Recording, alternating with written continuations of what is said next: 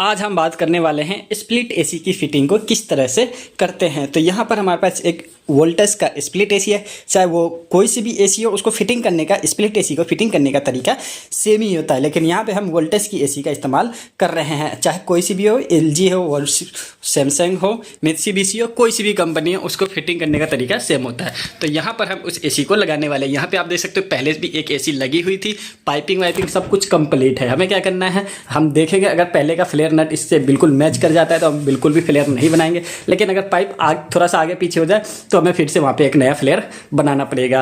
और हमें सबसे पहले क्या करना पड़ता है, ये जो एसी के स्टैंड है, ये देख रहे हो ना आप, इस स्टैंड को लगाना है।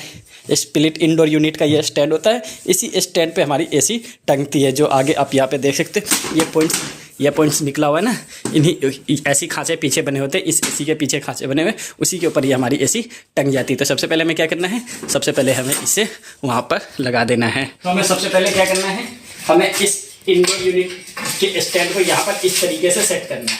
यहाँ पर ऐसे सेट करके अब हमें क्या करना है, इस पर निशान लगा लेना है।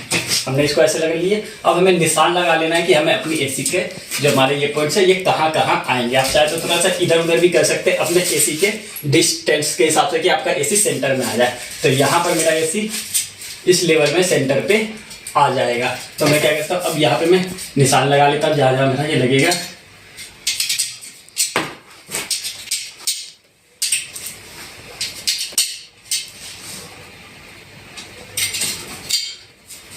तो ये टोटल मिला के 6 निशान हमने यहाँ पे लगा लिए हैं। अब 6 निशान पे हमें क्या करना है, होल मारना है, और होल मार के उसके अंदर गिट्टी डाल के फिर हमें उसको ऐसे लगा देना है। तो चलिए अब पहले ड्रिल मशीन से यहाँ पर होल मार दिया है और उसके अंदर गिट्टी भी डाल दी। और ड्रिल मशीन से होल मारने का मैंने आपको वीडियो नहीं दिखाया, वीडियो ऐसे लंबी हो जाती है। अब हमें क्या करना है, अब हमें ये स्क्रू इसके अंदर लगा लेना है।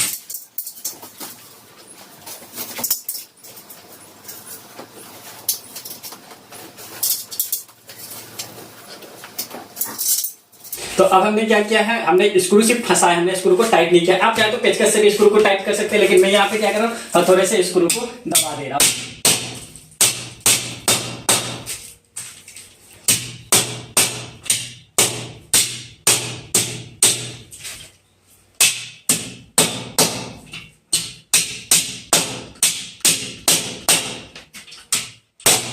तो ये हमने स्टैंड अच्छी तरीके से लगा दिया है, स्टैंड हमारा लग गया है।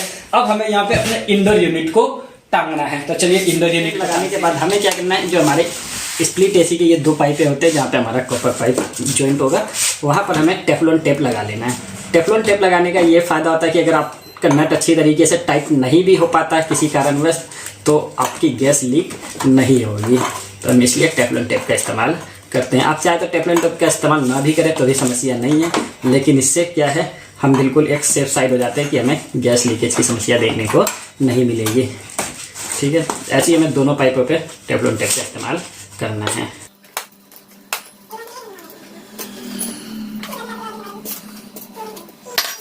तो ये हमारा कंप्लीट हो गया यहाँ पे। अब यहाँ पे हमें इसे इंडोर यूनिट को टांग लेना है।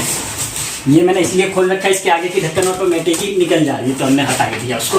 ठीक है, अब हमें इसे इस पे लगा लेना है।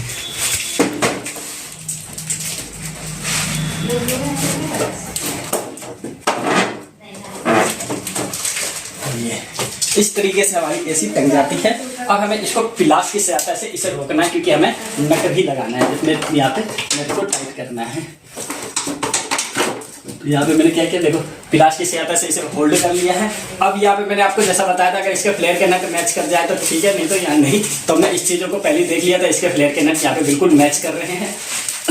हम इस नट को ऐसे लगा सकते हैं और नीचे वाले को यहाँ पर ऐसे, तो हमारा ये नट आसानी से मैच कर रहा है। हमें यहाँ पे फ्लेयर अलग से बनाने की जरूरत नहीं है। लेकिन अगर आप अपने घर पे फिटिंग कर रहे हो, उसमें अगर फ्लेयर बनाना पड़ रहा है, तो मैंने वीडियो एक अलग से बना रखी है, जिसमें मैंने बता रखा है एसी के ये फ्लेयर को कैसे बनाते हैं। तो यहाँ पे हमें फ्लेयर बनाने की जरूरत नहीं है, यहाँ पे इसे इसी को टाइट कर देंगे। ये देखो हम यहाँ पे ऐसे नट टाइट करते हैं। हमें दोनों को आपस में बिल्कुल आमने सामने करना पड़ेगा, क्योंकि आमने सामने नहीं होगा तो आपका नट ही नहीं चलेगा। ठीक है, तो ये बिल्कुल आमने सामने होने चाहिए, जब ये आपके नट चलेंगे। देखो बिल्कुल मैच कर गया।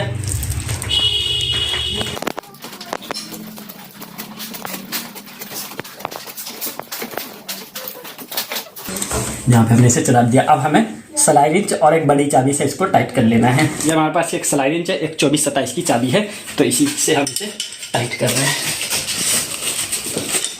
मैं आपको साथ ही साथ डिटेल्स भी बता रहा हूँ कि हमें किन किन औजारों का इस्तेमाल करना पड़ रहा है यहाँ पे, ठीक है।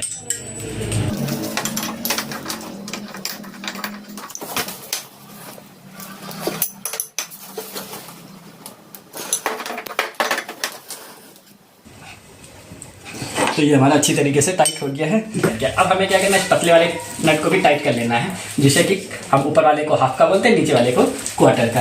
ये 1.5 की एसी का साइड है, ठीक है। अब हमें क्या करना है, इसको भी सेम उसी तरीके से टाइट कर लेना है, एक छोटी सी चाबी से और स्लाइडिंग से, ठीक है। तो ये मैं स्किप कर देता हूँ, नहीं तो वीडियो और लंबी हो जाएगी। तो यहाँ पर हमने इस पतले वाले नट को भी अच्छी तरीके से टाइट कर लिया, आप देख सकते हो। अब हमें क्या करना है, इसके ऊपर ना हमें फोम चढ़ा लेना है। ये वाला जो फोम है, इसको चढ़ा के इसको टेपिंग कर लेना है। अगर आप इसे टेपिंग नहीं करते अच्छी तरीके से, तो क्या होगा, जब आपकी एसी चलेगी, ये पाइप ठंडे होंगे तो आपके यहाँ एसी के नीचे से पानी गिरेगा, ठीक है। इसीलिए हम क्या करेंगे, इसको अच्छी तरीके से फोम चढ़ा लेंगे। चलो, तो मैं एक बार इस पर पैकिंग टेप मार देता हूँ, जैसे कि इन पाइपों पर लगा हुआ ना पैकिंग टेप, ठीक उसी तरीके से इस पर भी हमें टेप लगा लेना है।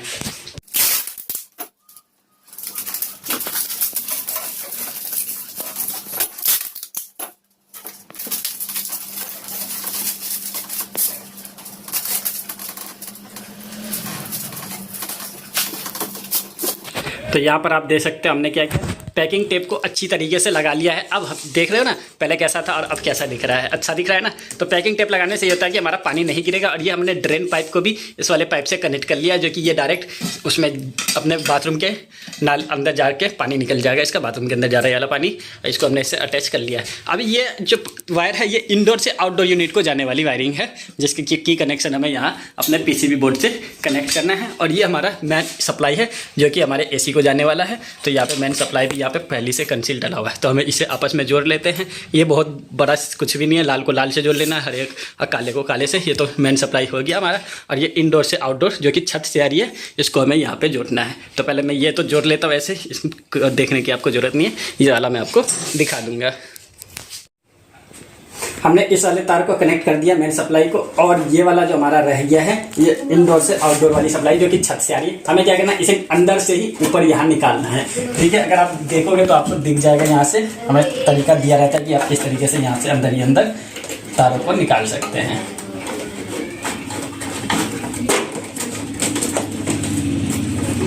निकल गया ना हमारा तार, बहुत ईजिली निकल गया। अब हमें क्या करना है, इसे अच्छी तरीके से फिटिंग कर लेना है। अगर आप अपने काम पे फर्श पे आपको अगर भरोसा नहीं है, मैं मैकेनिक हूँ, तो आप यहाँ पे अपने गैस की लीकेज भी चेक करेंगे, ठीक है। हम यहाँ पे, मैं काफ़ी एक्सपीरियंस वाला हूँ, यहाँ पे मैंने काफ़ी टाइम तक काम किए हैं, और शुरुआती टाइम में हमने भी यहाँ पे लीकेज चेक किए हैं, लेकिन यहाँ पे मुझे पता है अब लीकेज नहीं मिलेगी, ठीक है। हमें क्या करना है, इसे अच्छी तरीके से इस पर फिटिंग कर लेना है। इसको हमें इस पर फिट कर लेने के बाद, इसके लॉक फिट करने के बाद हमें क्या करना है, इसके कनेक्शन को कर लेना है। मैं आपको दिखाता हूँ पास से। यहाँ पे देख सकते हो आप, एक पे एल लिखा हुआ है, ये हमारा लाइन है, ये 2 नंबर हमारा न्यूट्रल, यहाँ पे अर्थिंग का सिंबल है। तो जहाँ पे एल लिखा हुआ है, हमें वहाँ पे क्या करना है, हमें वहाँ पे लाल वाले तार को लगाना है, ठीक है। अगर आपका लाल की जगह तार कोई दूसरा है, तो ऊपर में भी यही सेम सिचुएशन होगी, आप उसी तरीके से कनेक्शन करेंगे, ठीक है। तो हम यहाँ पे लाल को लाल से कनेक्ट कर लेते हैं। तो गाइस, अब आप देख सकते हैं हमने यहाँ पे इसके कनेक्शन को कर दिया है। जैसा कि मैंने आपको बताया था, जहाँ एल लिखा वहाँ रेड वाला कनेक्शन किया हमने, जहाँ एन है वहाँ ब्लैक वाला, और जहाँ अर्थिंग का है सिंबल वहाँ हमने ग्रीन वाला लगा दिया है। ये हमारी पूरी तरीके से कंप्लीट हो गई है। मैं इसके ऊपर का ढक्कन लगा देता हूँ एक बारी। तो ये देख सकते हो आप, हमने ये ऐसे ही फिटिंग कर ली है, सामने का ढक्कन लगा दिया। कितना बेहतरीन और खूबसूरत फिटिंग किया है हमने, ठीक है ना। मेरा भी जवाब नहीं, इसी बात पे इस वीडियो को लाइक ज़रूर कर ले। और अब चलते हैं हम छत पर, जो इसका आउटडोर यूनिट है उसको फिटिंग करके आते हैं गाइज। तो यहाँ हम छत पर आ चुके हैं, और यहाँ पर हमारा आउटडोर यूनिट रखा हुआ है। अभी हम नीचे से ऊपर लेकर आए हैं इसे, और यहाँ पर स्टैंड हमारे पास पहले से लगा हुआ है। जहाँ पे पहले एसी लगी हुई थी, वो स्टैंड पहले से लगा हुआ है। अगर यहाँ पर स्टैंड नहीं भी लगा रहता पहले से, तो स्टैंड लगाने में कोई रॉकेट साइंस नहीं है। हमें एक 8 mm का फास्टनर लेना होता है, 5 फास्टनर ले लिया, 3 इस तरफ लगा दिया, 2 इस तरफ, और इस तरीके से स्टैंड को आप लगा सकते हैं। स्टैंड लगाने का कोई रॉकेट साइंस नहीं है, ठीक है। अब इसके ऊपर क्या करना है हमें, अब इसके ऊपर हमें एसी उठा के रख देनी है, ठीक है। मैं एसी उठा के रखने की वीडियो नहीं बना पाऊँगा, क्योंकि हम सिर्फ सिर्फ और सिर्फ 2 लोग हैं और दोनों लोग यहाँ पर एसी को उठा कर रखने वाले हैं। चीज़ों को समझो, एक तरफ से वो पकड़ लेगा, दूसरी तरफ से मैं, और उठाकर हम इसको रख देंगे। तो चलिए एसी को रखते हैं। तो यहाँ पर हमने आउटडोर यूनिट को उठा कर रख दिया है। उसके बाद ये क्या कर रहे हैं, इसके चारों तरफ एक एक नट लगाने हैं, वो हमने लगा देना है। यहाँ पर लग गया है, पीछे भी लग गया, वो एक नट वो बंदा लगा रहा है। ठीक है, चारों तरफ से आपको नट लगा लेना है। जिस तरीके से हमने इंडोर यूनिट में यहाँ पे टेफ्लॉन टेप लगा के इसे टाइट किया था, उसी तरीके से हमें यहाँ आउटडोर यूनिट में भी इसमें टेफ्लॉन टेप लगा के इस वाले नट को टाइट कर देना है। ठीक है, तो यहाँ पर पहले का टेफ्लॉन टेप लगा, हमें उस पर ध्यान नहीं देना, हमें दूसरा वाला टेफ्लॉन टेप लगाना है। तो हमने यहाँ पे टेफ्लॉन टेप लगा दिया है। अब पाइप में हमें फ्लेयर बनाने की ज़रूरत नहीं पड़ रही है, पहले जो फिटिंग थी वही वाला फ्लेयर यहाँ पे चल जाएगा। ठीक है, तो अब हमें इसे कनेक्ट कर लेना है।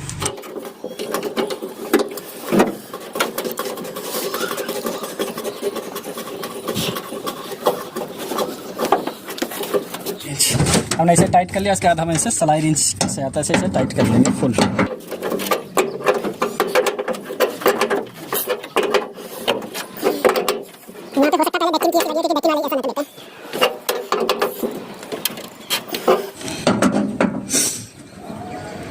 हमने इसे टाइट कर लिया है। अब हमें क्या करना है, क्वार्टर वाले पाइप को हल्का टाइट करेंगे। अगर आप चाहे तो वैक्यूम भी कर सकते हैं इसका, लेकिन मैं वैक्यूम नहीं करूँगा। हम क्या करेंगे, एक तरफ से गैस को रिलीज करेंगे, दूसरी तरफ से एयर को बाहर निकाल देंगे। ठीक है, लेकिन अगर आप चाहते हैं तो एयर के लिए वैक्यूम का भी इस्तेमाल कर सकते हैं, लेकिन मैं क्या करूँगा, यहाँ पे प्रेशर वैक्यूम का इस्तेमाल नहीं करूँगा। सिर्फ और सिर्फ एक तरफ से एयर रिलीज करूँगा, दूसरी तरफ से बाहर निकाल दूँगा। हमें सबसे पहले इसे खोल लेना है, दोनों चाबियों को।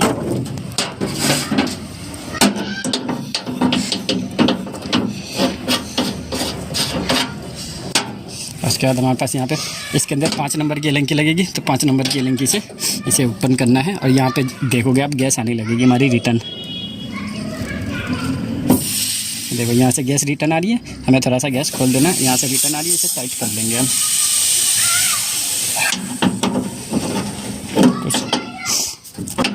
कुछ ज़्यादा ही रिटर्न आ रही है, अभी इसको थोड़ा और टाइट करते हैं।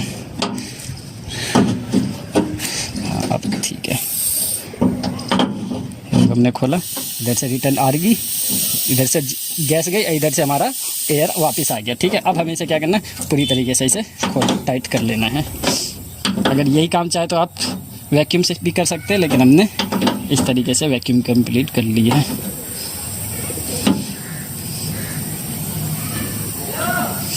ठीक है, अब हमें इसे गैस खोल देना, पूरा आराम से गैस खोलें। अब हम इसके आउटडोर यूनिट के कनेक्शन के बारे में बात करेंगे। इंडोर यूनिट से जो आउटडोर यूनिट का कनेक्शन आता है वो, जैसा कि नीचे हमारे पास 3 तार थे, वैसे सेम तार यहाँ पर भी है हमारे पास।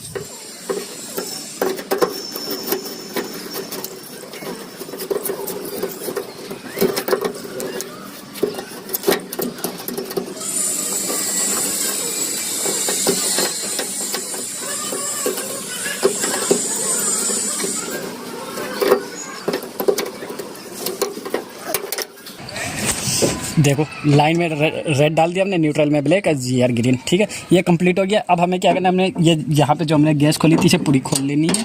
हमने थोड़ा ही सा खोला था, धीरे धीरे पूरा जाने दिया था, इसे यहाँ पे पूरा खोल लेना है।